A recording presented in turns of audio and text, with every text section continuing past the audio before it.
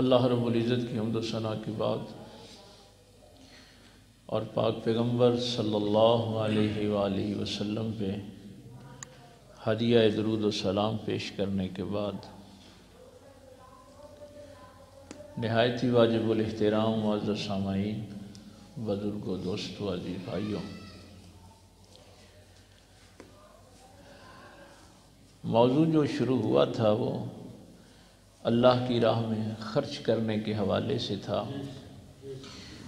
اور اس کے بعد پھر حکمت کا موضوع جو ہے وہ آگے شروع ہوا۔ اب اس کی اگلی آیت جو ہے آج وہ ہمارا موضوع گفتگو ہے، پھر پلٹ کے وہ پہلی آیت کے حوالے سے وَمَا أَنفَقْتُم مِّن نَفَقَةٍ، اللہ فرماتا ہے کہ جو کچھ بھی تم اللہ کے لیے خرچ کرتے ہو، او نظرتم من نظر، اور جو بھی کوئی اس کی نظر مانتے ہو، یعنی یہاں پہ اب دو چیزیں آ گئیں، ایک ہے خرچ کرنا صدقات و خیرات زکوٰۃ کے حوالے سے، اور ایک ہے خرچ کرنا نظر کے حوالے سے، یعنی جو کچھ تم خرچ کرتے ہو اور جو کچھ تم نظر مانتے ہو۔ فَإِنَّ اللَّهَ يَعْلَمُ، بے شک اللہ اس کو جانتا ہے، اللہ کے علم میں ہے کہ تم نے وہ جو خرچ کیا ہے وہ کس نیت سے، کس ارادے سے کیا ہے۔ لیکن آیت کا اختتام بڑا عجیب ہے، وَمَا لِلظَّالِمِينَ مِنْ أَنصَارٍ، اللہ فرماتا ہے کہ ظالموں کا کوئی مددگار نہیں۔ کئی دفعہ جب میں یہ آیت پڑھتا ہوں تو ظاہر ہے انسانی ذہن جو ہیں وہ سوچتے ہیں، وہ کہتے ہیں کہ ظالموں کے ساتھ تو بڑی دنیا ہوتی ہے، ان کا تو گروہ ہی بہت بڑا ہوتا ہے، اور اللہ فرما رہا ہے کہ ظالموں کا کوئی مددگار نہیں۔ تو پھر ان کو سمجھانا پڑتا ہے کہ ساری دنیا بھی ظالم کے ساتھ ہو، جب اللہ اس کے ساتھ نہیں ہے تو کوئی بھی نہیں، بس سارے ہوں ظالم کے ساتھ۔ تو جب اللہ ظالم کے ساتھ نہیں ہے تو پھر جتنی جی چاہے وہ طاقت اکٹھی کر لے، پھر اس کے ساتھ کوئی نہیں۔ تو یہاں بھی فرمایا وَمَا لِلظَّالِمِينَ مِنْ أَنصَارٍ، ظالموں کا کوئی مددگار نہیں۔ یعنی اب ہم نے وہ نظر کے حوالے سے جو خرچ کرنا ہے اس کے ساتھ اس کو جوڑا گیا ہے، تو اس کا مطلب ہے کہ یہاں جو ظلم کا حوالہ ہے وہ نظر کے حوالے سے ہے کہ وہاں ہم کوئی زیادتی کر جاتے ہیں۔ ظلم کی ڈیفینیشن میں نے آپ کو کئی دفعہ عرض کی ہے کہ ظلم کہتے کسے ہیں؟ الظلم وضع شیء فی غیر محلہ، جب آپ کسی چیز کو اس کے مقام سے ہٹا دیتے ہیں تو یہ ظلم ہے، اور اگر آپ کسی چیز کو اس کے مقام پہ رکھتے ہیں تو یہ عدل ہے۔ ظلم کا الٹ چونکہ عدل ہے نا، تو جو عادل نہیں ہے وہ ظالم ہے۔ یعنی اگر یہ نظر اللہ کے لیے مانی جائے گی تو عدل ہے، چونکہ اس کو اس کے مقام پہ رکھا گیا، اور اگر نظر غیر اللہ کے لیے مانی جائے گی تو یہ ظلم ہے، اس کو اس کے مقام سے ہٹا دیا گیا، چونکہ ظلم کو جوڑا ہے نا نظر کے ساتھ، یعنی نظر کے حوالے سے بھی لوگ ظلم کرتے ہیں۔ نظر کی جو میں نے دو تین ڈیفینیشنز دیکھیں، اس کے معنی دیکھے، ایک اس کا معنی کیا جاتا ہے تاوان، وہ تو مجھے کو اچھا نہیں لگا، لیکن ظاہر ہے بہت سے علماء نے اس کو لکھا ہے، لیکن میں اب تک ساری چیزیں پہنچاتا ہوں۔ ایک اس کی ڈیفینیشن نظر کی یہ لکھی ہے کہ وہ عبادت جو آپ پر واجب نہیں تھی لیکن آپ نے خود اپنے اوپر واجب کر لی، وہ نظر ہوتی ہے۔ یعنی ایک عبادت ہے وہ اللہ نے آپ پہ واجب نہیں کی تھی، لیکن آپ نے خود اس کو اپنے اوپر واجب کر لیا، تو وہ نظر ہے۔ لیکن سب سے اہم جو قرآن کریم کے حوالے سے ہمارے پاس وہ ہے مفردات القرآن۔ یہ میں اکثر استعمال کرتا رہتا ہوں، آپ کے ذہن میں ہو، جب میں کبھی لفظ مفردات القرآن استعمال کروں تو یہ مفردات القرآن امام راغب کی لکھی ہوئی ہے، انہوں نے قرآن کریم کے الفاظ کے معنی لکھے ہیں، اور بہت بڑا ذخیرہ ہے وہ، یعنی عربی لغت کا امام ہے امام راغب۔ اس کی آپ یوں سمجھیے کہ عربوں نے بھی اگر کوئی عربی کے لفظ کا معنی پوچھنا ہوتا تھا تو امام راغب سے پوچھتے تھے۔ یہ میں اس شخص کی، یعنی آپ کو میں نے چونکہ یہ لفظ استعمال کرنا ہوتا ہے تو آپ کے ذہن میں فوری طور پہ آ جائے، مجھے زیادہ تفصیل میں نہ جانا پڑے۔ لیکن اس بندے کے اندر خوف خدا بہت تھا، تقوی کے اعلیٰ معیار پہ تھا،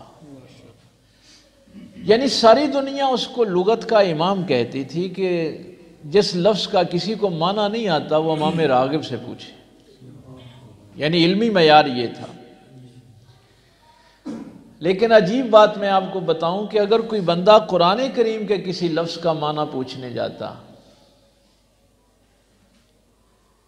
تو کیا کمال کا وہ تقوی ہے، تو آپ اس لفظ کا معنی مفردات القرآن میں بھی ظاہر ہے کہ قرآن کریم کے الفاظ کے معنی لکھے ہیں، تو امام راغب فرماتے عربوں کے نزدیک اس لفظ کا یہ معنی ہے، اللہ کے نزدیک مجھے نہیں معلوم اس کا کیا۔ یعنی علم کی اس منزل پہ پہنچ کر بھی اس شخص کا یہ عالم تھا کہ چونکہ یہ الفاظ اللہ کے ہیں تو مجھے نہیں پتا کہ اللہ کے نزدیک اس کا کیا معنی ہے۔ آج کل تو ہر کوئی اٹھتا ہے نا کہ میں نے ترجمہ پڑھ لی ہے، میں قرآن ترجمے نال پڑھیا، مجھے پتا ہے قرآن شریف کی لکھے، لیکن جس نے ان لفظوں کے معنی لوگوں کو بتائے تھے وہ کہا کرتا تھا کہ عربوں کے نزدیک تو یہ معنی ہیں، اللہ کے نزدیک مجھے نہیں پتا اس کا کیا معنی۔ یہ قرآن کی جلالت ہے۔ تو مفردات القرآن میں امام راغب فرماتے ہیں، دو ڈیفینیشنز میں نے عرض کر دی، ایک تو ہے کہ اس کا معنی تاوان کیا جاتا ہے، ایک یہ ہے کہ جو عبادت آپ پر واجب نہیں تھی اور آپ نے خود اپنے اوپر واجب کر لی۔ امام راغب نے اس کی ڈیفینیشن یہ لکھی ہے کہ کسی کام ہونے کی بنیاد پہ جو عبادت آپ اپنے اوپر واجب کرتے ہیں اس کو نذر کہتے ہیں۔ یعنی آپ نے اللہ تعالیٰ سے کوئی کام کی سفارش کر دی، کام کے متعلق کہا مولا مجھے شفا ہو جائے، میرا کاروبار چل پڑے، میرا یہ سفر آسانی سے گزر جائے، تو میں تیرے لیے روزہ رکھوں گا۔ وہ روزہ جو میرے اوپر واجب نہیں تھا میں نے خود کر لیا، لیکن کام کے ہونے پہ بیمار تھا، مولا مجھے شفا مل جائے گی تو میں 2 دن کا اعتکاف کروں گا، وہ اعتکاف میرے اوپر واجب نہیں تھا لیکن میں نے خود اپنے اوپر کر لیا۔ تو یہ مکمل ڈیفینیشن ہے کہ کسی کام کے ہونے کی بنیاد پہ کوئی عبادت اپنے اوپر واجب کر لینا۔ اب چونکہ نظر کی جتنی بھی ڈیفینیشنز ہیں ان کا تعلق ہے عبادت کے ساتھ، اس لیے یہ بنیادی اصول ذہن میں رکھنا کہ نظر اللہ کے علاوہ کسی کی نہیں مانی جا سکتی، کیونکہ عبادت اللہ کے سوا کسی کی نہیں۔ اس لیے میں نے تھوڑا 2-3 ڈیفینیشنز آپ کو بتا دی۔ تو یہ تو بنیادی اصول ہے۔ اب پتہ چلا کہ وَمَا لِلظَّالِمِينَ مِنْ أَنصَارٍ کیوں کہا کہ اگر آپ اللہ کے علاوہ کسی کی عبادت کریں گے تو یہ ظلم ہے۔ عبادت کے لائق صرف اللہ کی ذات ہے، میرا خالق میرا معبود صرف اللہ ہے۔ آگے چل کے میں تفصیل سے بات کروں گا کہ ہمارے ہاں جو مروجہ چیزیں ہیں نظر کے حوالے سے، وہ تحفے اور ہدیے کے طور پہ استعمال ہوتا ہے۔ ہم جب کہتے ہیں نا کہ میں اپنے باپ کو نظر پیش کر رہا ہوں، تو وہ عبادت نہیں ہوتی، بلکہ وہ کیا ہوتا ہے کہ ہم اس کو ہدیہ پیش کریں، میں اپنے استاد کو نظر پیش کر رہا ہوں۔ تو وہ ایک علیحدہ پھر ٹاپک آگے چل کے آئے گا، چونکہ اس کا حکم بڑا سخت ہے، اور ایک تفصیل یہ ہم اس کی دیکھیں گے، چونکہ قرآن نے کہا ہے وَلْيُوفُوا نُذُورَهُمْ، اپنی نظروں کے جو وعدے ہیں وہ وفا کرو، ان کو پورا کرو، یعنی نظر کو پورا کرنا پھر واجب ہو جاتا ہے، چونکہ نص قطعی سے ہے نا، قرآن کریم کا واضح آرڈر ہے کہ جب نظر مان لیتے ہو تو پھر اس نظر کو پورا کرو، پھر اس سے تم پیچھے نہیں ہٹ سکتے۔ اب کون سی نظر جو ہے وہ پوری کرنی واجب ہے اور کون سی نظر چھوڑنی واجب ہے؟ ہر نظر کو بھی وفا نہیں کرنا نا۔ اگر کوئی بندہ یہ نظر مان لے، آج میں صرف اشارے کرتا جاؤں گا، اللہ نے موقع دیا تو انشاءاللہ تفصیل اگلے جمعے دیکھیں گے، آج صرف اس کی بنیادیں ہم دیکھتے ہیں نظر کی۔ کوئی بندہ یہ نظر مان لے کہ اگر مجھے بیماری سے شفا ملے گی تو میں شراب پیوں گا، تو اب یہ نظر پوری کرنا جو ہے یہ گناہ ہے، بلکہ اس کو چھوڑنا ثواب ہے۔ یعنی کون سی نظر ہے جس کو پورا کرنا واجب ہے اور کون سی نظر ہے جس کو چھوڑنا واجب ہے۔ اب قرآن کریم کے حوالے سے وہ جو میں نے امام راغب کی بات کی نا، اسی لیے مفسرین کرام جو بھی قرآن کی تفسیر لکھتے ہیں، یہ اصول تفسیر میں بات ہوتی ہے کہ جس شخص نے قرآن کے متعلق اپنی رائے دی وہ جہنمی ہے۔ یہ قرآن کوئی مذاق نہیں ہے کہ جو کوئی اٹھے کہے کہ میرے نزدیک یہ اس آیت کا کیا معنی ہے۔ قرآن اللہ کا کلام ہے، اللہ ہی اس کی تشریح کرے، بے شک، جس کا کلام ہے وضاحت تو وہ کرے نا۔ بے شک، تو اس لیے قرآن کی بہترین تفسیر وہ ہوتی ہے جو قرآن کی قرآن سے کی جائے، بے شک، اور دوسری جو اللہ کے پیارے رسول صلی اللہ علیہ وسلم کے احکامات کے مطابق کی جائے۔ اللہ کے کلام کی تشریح یا اللہ کرے یا اس کا رسول کرے، باقی کسی کو اجازت نہیں ہے کہ وہ اپنی رائے دے۔ تو اس کو کہتے ہیں تفسیر بالرائے۔ جس نے اپنی رائے سے قرآن کی تفسیر کی وہ سیدھا جہنمی ہے۔ اب پتہ چلا امام راغب کیوں یہ جملہ کہتے تھے، علم والے تھے نا، تو وہ صاف کہہ دیتے تھے کہ اللہ کے نزدیک مجھے نہیں پتا اس کا کیا معنی ہے۔ آج تو ہمیں شوق ہوتا ہے نا کہ لوگ مجھے عالم کہیں، اس لیے میں جلدی جلدی قرآن کی تشریح بیان کروں۔ تو ہم اس نظر کے حوالے سے ایک دوسری آیت دیکھتے ہیں۔ اللہ تعالیٰ فرماتا ہے اِذْ قَالَتِ امْرَأَتُ عِمْرَانَ رَبِّ إِنِّي نَذَرْتُ لَكَ مَا فِي بَطْنِي۔ جب عمران کی بیوی نے کہا رب انی نذرت لک، اے میرے رب میں تیرے لیے نظر مانتی ہوں۔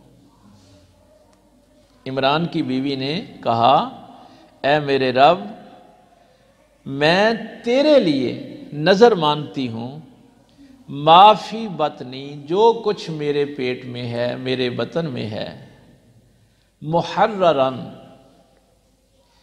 میں نے اس کو آزاد کیا، فتقبل منی مولا میری اس نظر کو اپنی بارگاہ میں قبول فرما، انک انت السمیع العلیم، بے شک تو سننے والا بھی ہے اور علم رکھتا ہے، سمیع بھی ہے اور علیم بھی ہے۔ یہ عمران کی بیوی کون ہے؟ یہ سیدہ مریم سلام اللہ علیہا کی والدہ ہے.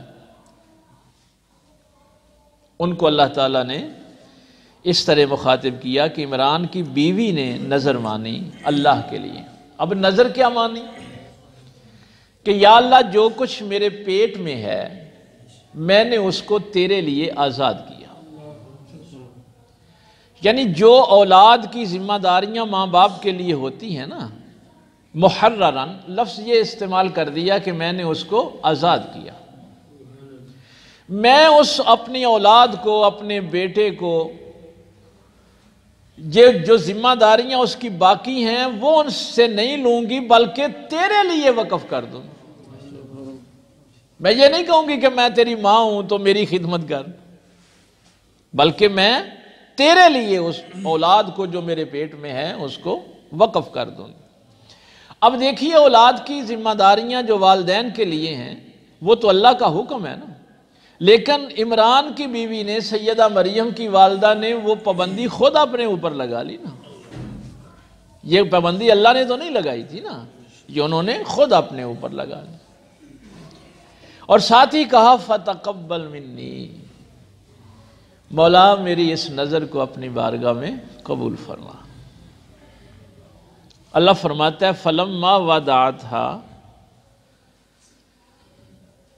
جب وضع حمل ہوا، بیٹی پیدا ہوئی، قالت رب انی وضعتها انثى، تو مریم کی ماں نے کہا اے میرے رب بے شک میں نے ایک بیٹی کو جنم دیا ہے،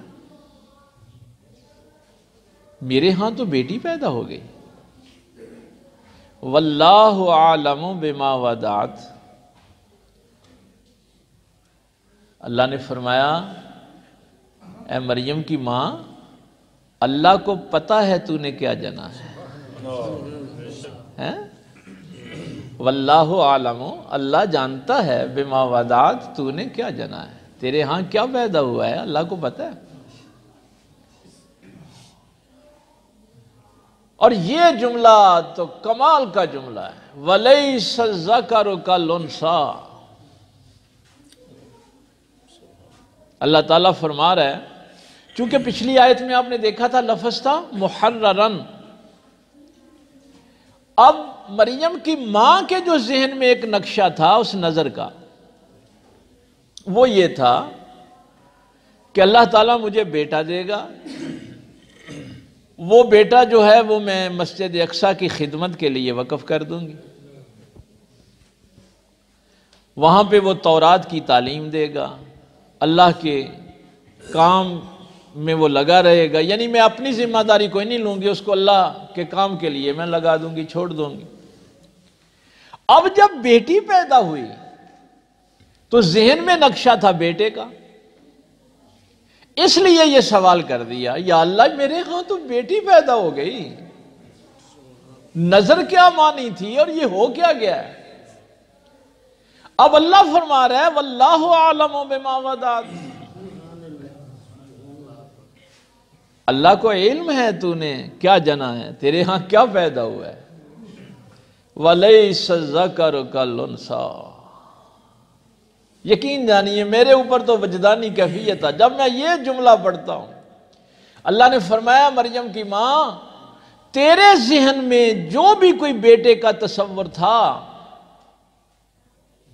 کہ میرے ہاں بیٹا ہوگا، وہ عالم ہوگا، وہ تورات آگے لوگوں کو پہنچائے گا، وہ ممبر پہ بیٹھے گا، وہ دین کی خدمت کرے گا، مسجد اقصیٰ کی خدمت کرے گا، تیرے ذہن میں ایک یہ تصور تھا نا بیٹے کا.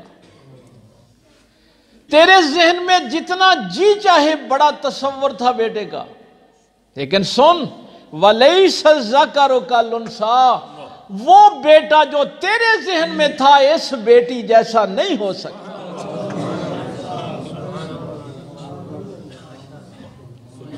بیٹا بیٹی جیسا نہیں ہو سکتا. سادہ ترجمہ اس کا یہ ہے لیس الذکر کالانثیٰ، بیٹا بیٹی جیسا نہیں ہو سکتا. اب دیکھیے ذرا یہ نظر کہاں پہ جا رہی ہے، لیکن چونکہ نظر مانی تھی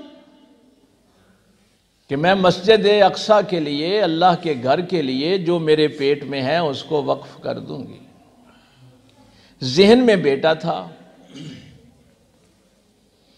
بیٹی پیدا ہو گئی، اور اللہ نے اور اس پہ جب تعجب کا اظہار کیا کہ مولا یہ کیا ہو گیا، فرمایا ہاں اللہ جانتا ہے، وَلَيْسَ الذَّكَرُ كَالْأُنثَىٰ، وہ بیٹا جو تیرے ذہن میں تھا اس بیٹی جیسا نہیں ہو سکتا۔ وَإِنِّي سَمَّيْتُهَا مَرْيَمَ، اللہ نے فرمایا میں نے اس کا نام مریم رکھا۔ یار کیا، جب ادھر کہا تھا نا کہ مولا میری نظر قبول کر، تو اب نام رکھنے کی بھی زحمت نہیں گوارا کی، کہا میں نے اس کا نام مریم رکھا۔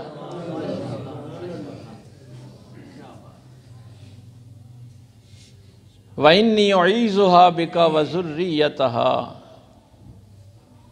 مِنَ الشَّيْطَانِ الرَّجِيمِ، یہ انی بے شک میں اللہ کی طرف بھی منسوب ہے اور سیدہ مریم کی والدہ کی طرف بھی منسوب ہے، دونوں اس کے معنی کیے جاتے ہیں۔ آگے پھر ہے وَإِنِّي أُعِيذُهَا بِكَ وَذُرِّيَّتَهَا مِنَ الشَّيْطَانِ الرَّجِيمِ۔ اب جب اللہ نے کہہ دیا کہ یہ بیٹی بیٹے سے افضل ہے، نظر تیری قبول ہو گئی، اب یہ دعا کی کہ مولا کریم اس کو محفوظ رکھ، اپنی پناہ میں رکھ۔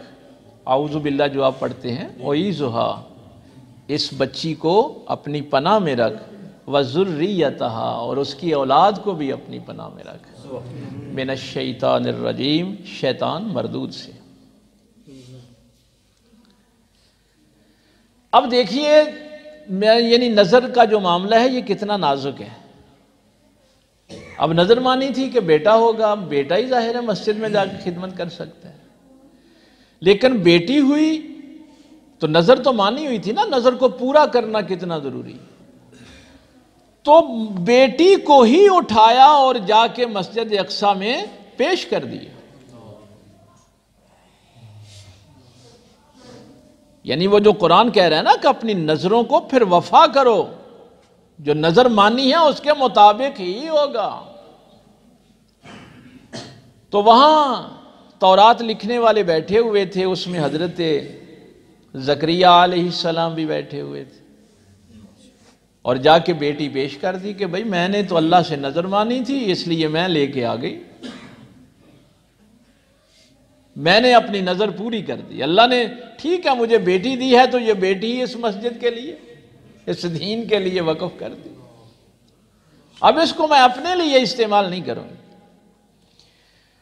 تو وہاں پھر یہ فیصلہ ہوا کہ کون اس بچی کو اپنے پاس رکھے اور اس کی کفالت کرے۔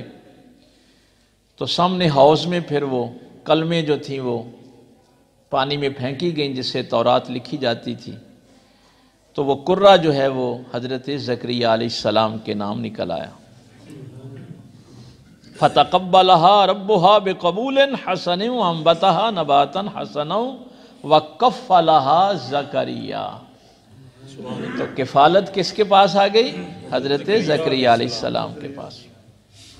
اب میں اس کو مختصر کر رہا ہوں۔ کلما دخل علیہا زکریا المحراب وجد عندہا رزقا۔ اب وہاں ایک حجرہ تھا، وہاں پہ حضرت مریم کو رکھا گیا، خوراک حضرت زکریا علیہ السلام فراہم کرتے۔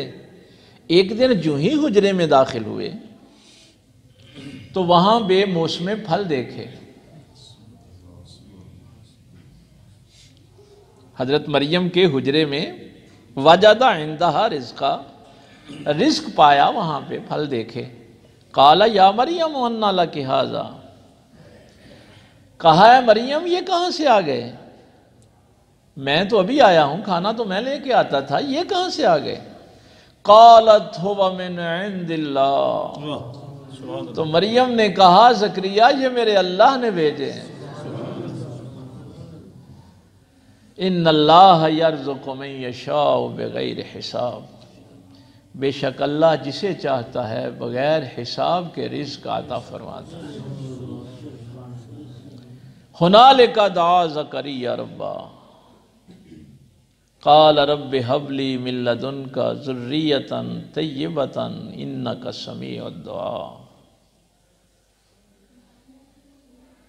یہ بڑی معروف دعا ہے حضرت زکریا علیہ السلام کی، چونکہ آپ کے ہاں اولاد نہیں تھی تو اس حجرے میں جب بے موسم پھل دیکھے تو پھر وہاں کھڑے ہو کے یہ اللہ کی بارگاہ میں عرض کی کہ مولا کریم تو نے مریم کو بے موسم پھل دیے ہیں تو مجھ بے موسم کو اگر اولاد دے دے۔ آگے چل کے آیات میں ہے کہ جب آپ نے گھر جا کے وہ خوشخبری دی تو آپ کی بیوی حیران ہو گئی کہ تو بھی بوڑھا ہو گیا ہے اور میں بھی بڑھاپے میں ہوں، یہاں ہمیں کون اولاد کیسے ہوگی اس 90 سال 100 سال کی عمر میں؟ تو بڑی خوبصورت بات ہے کہ جو رب مریم کو بے موسم پھل دے سکتے ہیں بے شک، تو میں بھی تو بے موسمہ ہو گیا ہوں، مجھے بھی وہ عطا کر سکتے۔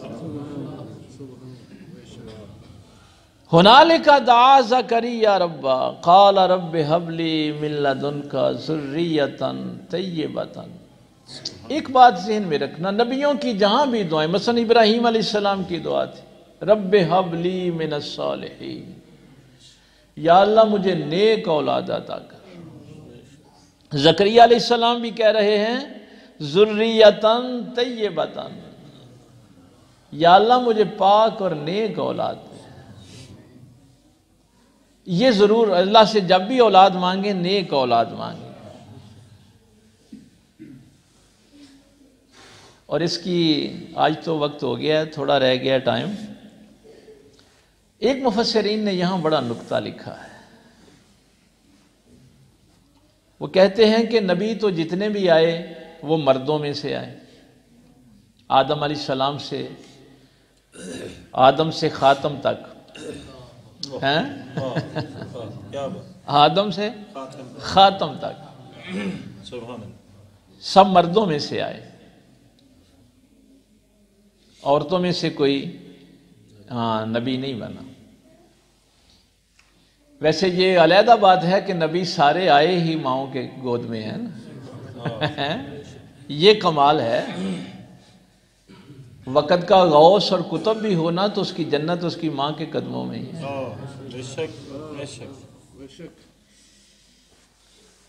یہ ایک علیحدہ ٹاپک ہے کہ نبی تو نہیں آئے، عورتوں میں سے کوئی نبی تو نہیں بنا، لیکن نبی سارے عورتوں کے ذریعے ہی آئے۔ یہ بڑا اعزاز ہے۔ تو یہ ولایت کے مقام پہ تھی سیدہ مریم کا، میں نے اور آگے جا کے اور بھی اللہ نے بڑی صفات ان کی بیان کی۔ یا مریم اقنتی لربک واسجدی وارکعی مع الراکعین، آگے یہ سارا رکوع چل رہا ہے۔ لیکن یہاں مفسرین نے ایک بڑا جملہ لکھا ہے کہ یہ بھی نبی کا طریقہ ہے کہ جب پتہ چل جائے کہ کسی کو اللہ نے اپنا بنا لیا ہے، ولایت کے مقام پہ فائز کیا ہے، کسی کو اپنا دوست بنا لیا ہے، پھر اس سے دعا کروانا تو بڑی دور کی بات ہے، اس کے قریب کھڑے ہو کے دعا کرنا بھی نبیوں کی سنت ہے۔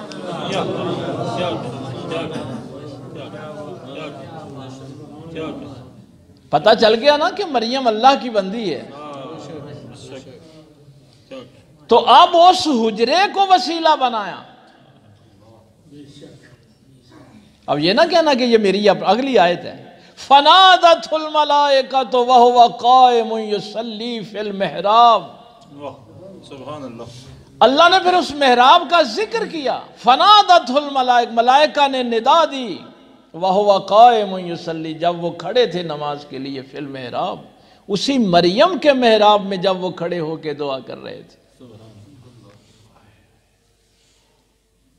یعنی اللہ یہ بھی تو کہہ سکتا تھا ہم نے زکریا کی دعا سن لی، نہیں، اس محراب میں جو دعا کی، جو مریم کے پاس کھڑے ہو کے دعا کی، بس دعا کی تو فرشتے نے ندا دے دی، ان اللہ یبشرک بیحییٰ۔ سبحان اللہ۔ زکریا تو نے میرے ولیہ کے پاس کھڑے ہو کے دعا کی ہے تو اللہ نے یحییٰ کی خوشخبری دے دی۔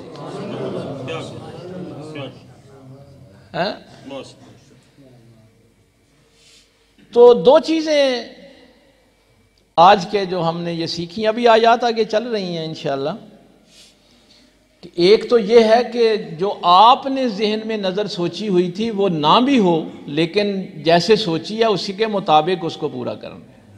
نظر بیٹے کی مانی تھی، بیٹی ہو گئی ہے، اس کو بھی وقف کر دیا، یہ نہیں اب کہا کہ بیٹا نہیں ہوا تو چلو میں نظر ہی چھوڑ دوں۔ جیسے نظر مانی تھی وہ ویسی پوری کرنی، چونکہ اب تم نے خود اپنے اوپر واجب کر لیا نا اس کو۔